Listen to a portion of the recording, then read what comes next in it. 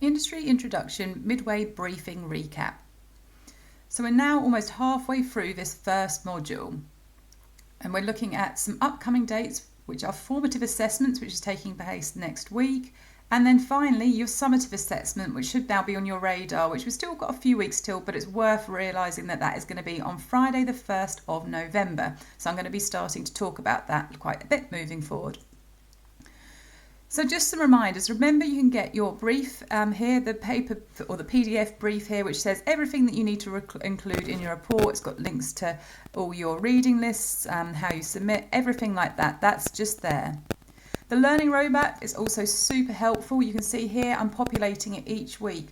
When you click on the different days at the top, it takes you to the different things that we've taught on those days. I've also got links to videos for each point, and we're sort of mentioning here in this middle column what you should be doing in your self-directed study each week to keep up with things. I've also got a summary video each week, which is, you can see, only about sort of 4 or 6 minutes, summarising what we've covered and what you should be doing as well. So depending if you prefer to sort of read and listen or just listen, you've got everything covered here that you should be doing, which I keep populating as we go through each week. So it's a good place to look at on Canvas. So you should be aware now of what we're doing for this shop report. So, looking through all these aims and things, and we've covered most things here. And in terms of the indicative content, we've actually covered most things at this stage. So remember, research is key at degree level. You must prove that your research and ideas that you have are justified and based on solid research. You can't just say that, oh, I think my retailer's doing really well at the moment. You have to say why. Have you found statistics saying that? Have you looked online to find evidence? Have you spoke to a member of staff in store? Everything needs to be backed up and evidenced with solid research. And you should be covering your research naturally as you're going through the brief. We've covered primary research and secondary research even. For your primary research, you've taken images in store, perhaps consider doing questionnaires or focus groups for your consumer work. This is areas that you can top up a lot. Maybe you've talked to sales staff, and hopefully you've taken images and videos of your consumer as well. Your secondary research, you'll have lots of stuff from lectures, websites that we've used. Perhaps you've looked at some podcasts or books or films even. And of course, we've started to introduce you to lots of the online resources. So you've covered lots of this with the different parts of your brief, which we've been through. And if you want to find out more about that, rewatch the Introduction to Research lecture, which is available on Canvas. So research is great, but it's nothing without your own analysis. So you should have a mixture of primary and secondary research, which is evidence with quantitative and qualitative research results. However, you need to analyse and explain why your research is important and what you've learned from it. How has it helped your project? How is it helping you make decisions? So ask yourself with each piece that you include, why are you including the piece of research? What have you gained from it? And how does it support your shop report? And most importantly, is it relevant? Remember, it's quality, not quantity here. There is a 1,500 word limit, which I'm sure you'll all abide by, remembering to keep sort of 12 to 15 slides. That's not too much. Therefore, when you're doing your research, you need to narrow down your quotes analysis down to the most relevant information. Use visuals, bullet points, infographics where possible to get as much information included as an efficient way as possible. Anything that doesn't make your final presentation can be added to your research Padlet. So what do you put on your research Padlet? Basically anything that goes beyond, if you've watched a video, read a report, you can add those to your research Padlet. Your top line research then goes into your actual shop report. And here is a nice example of one of a previous student's research Padlet here. So this was Eloise's research Padlet. She's organised it into like the different areas of research that she's conducted, like in-store and online, secondary, primary research. She's included her reel on here, which is really, really nice, that you guys consider doing too. She's got some of her desk research. She's included lots of her store images that maybe she didn't put all of those into her report, but it's, good evidence of all the ones that she has taken. She's got work for her comparative chart, pricing, basically everything, and even going into her SWOT analysis at the same time as well. So what online resources have you been introduced to? So remember, these are all accessible on the internet and they're all free of charge, so don't try and subscribe to everything. As long as you register with your university email, you can access them all for free. So we've got Business of Fashion, which we can use for retailing and reports, which you could use early on. WGSN, which we use for consumer insights and trend forecasting in the next module. LSN Global for Trends and Consumer Intelligence, Edited for Retail Performance and Consumer Insights, and Mintel for Market Research, which we're actually going to be using in a couple of weeks' time. So they're all accessible on your intranet if you go to the library and online resources, and you'll find them there. And again, there's a further demonstration on how to use those in one of the earlier lectures. So your project brief. So this is essentially everything that you need to be covering within your brief. So this is what I gave to you on the first day, but I'm now including some work examples here. So all degree projects should include an on-brand front cover, including your name, the unit title, and your path of investigation. Now, this might not always be mentioned on a brief, but is commonplace. So even if it's not mentioned on a brief, always have a cover and make sure you include your name. So that's essentially going to be your first slide. So these are nice examples. You've got the brand name here, the student's name, what they're sort of studying, and what they're looking at. So it's all very clear. So something nice and simple is fine. You're then answering who are they. Provide a brief overview of your chosen retailer and the product you'll be investigating, for example, women's wear dresses. Provide a brief overview of their history, how many stores they have, and how they are performing financially. So what should you do here? Use bullet points and visuals to introduce your brand and retailer. And don't forget to tell us what area you're looking at, for example, Monkey women's wear dresses. And some nice examples of a level of work I'm expecting here, some images and some bullet points. And what's really nice here is Eloise has made an effort to short reference all the kind of quotes that she's got from secondary resources here in the bracketed information. And Macy's here is also works really nicely, and again she's got made a great effort with her Harvard referencing here, both for images and text.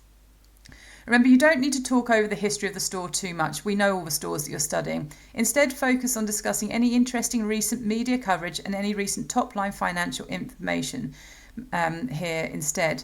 Online resources you could consider using now are Business of Fashion. Go and look on WGSN. You could also do an internet search and perhaps use Drapers once you're introduced to that as well. Point 2 is position. So it's market segment and level. What is the market segment and level of your brand or retailer? You're using a price style matrix to identify your retailer's key competitors and all the retailers from the list provided to see who your closest competitors are. So Macy here has done this really nicely. You can see that she's said the market segment of Calvin Klein is the segment level, and then she's gone on to say the market level is premium brand and ready to wear. And she's given a few examples here of competitors and so on. She's placed her price style matrix and identified who her key competitors are. And she's done some analysis there really clearly on the left-hand side. For point 3, you're doing your in-store environment investigation. So you're visiting one of your key stores, hopefully their flagship and maybe a smaller store, and looking what the merchandising is like, what the window displays are like, what's the customer experience like in store. And remember, this is when you're including your own primary research images in the store with bullet pointed information. And your analysis should be you telling us what's good and bad points about your their in-store experience. Any opportunities for improvement? Do your competitors do anything better in store, which might be threats? And again, here's a nice example of a previous student's work here. She's used a few different slides here, which is fine. I mean, I'm recommending one slide, but there'll be totally a few areas that I'm sure you want to maybe use a couple more slides, which is absolutely fine. You're then looking at this, doing the same thing, but you're looking at the online presence of your store. So what's their website like? How do they use social media? You should show this visually, supporting analysis to highlight key points. Again, what do they do well or not so well, the strengths and weaknesses, and what new online retailing trends could they adopt in the future, possible opportunities and strategies. And are the competitors doing anything better than perhaps you are online? So these could allude to possible threats in the future as well. So remember, we did investigations into online retailing trends. You should read some of these and perhaps suggest some of the ones that perhaps your retailer could be adopting here. So again, a really nice example of a student's previous work here, and Macy's as well. So lots of screen grabs here and analysis. We're then moving on to looking at the people, the consumers in store. We started off with secondary consumer research, where you conducted desk research in class using ChatGPT to try and generate a consumer profile for your chosen retailer. We did things then like investigating your store's digital portfolio, looking at where they are online and who's wearing it to see who is purchasing from your store. And we wanted you to visually present an overview of your consumer. The online resources you could use here are LSN Global and WGSN Insights, and we will review these points in detail at Formative next week.